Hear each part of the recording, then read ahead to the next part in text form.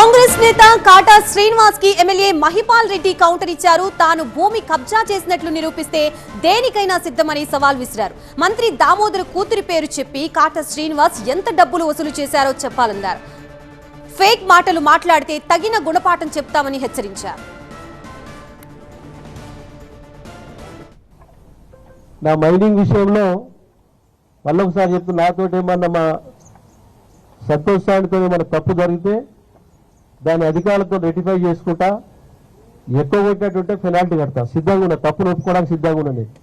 కానీ ఇష్టానుసారంగా మీరు చేసి పొలిటికల్ ప్రెషర్లు పెట్టి 2 సంవత్సరాలు సీజ్ చేసి ఇవన్నీ గిట్ట చేయడం కరెక్ట్ కాదు. మీరు చేసేటివన్నీ చిట్ట చాలా పెద్దగా ఉంది, మళ్ళీ అవసరంగా పెడతా బయట. మీరు చెప్పిన దానికే కౌంటర్ చేయడం జరుగుతుంది.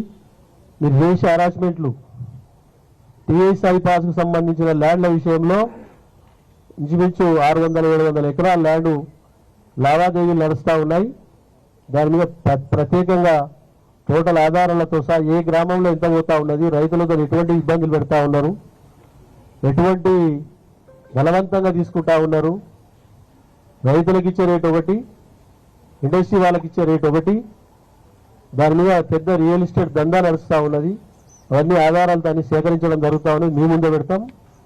టీఎస్ఐ పాస్ ఎండి ఆఫీస్ ముట్టడిస్తాం, కలెక్టర్ ఆఫీస్ ముట్టడిస్తాం, వదిలిపెట్టే క్వశ్చనే లేదనుకో చెప్తా ఉన్నా.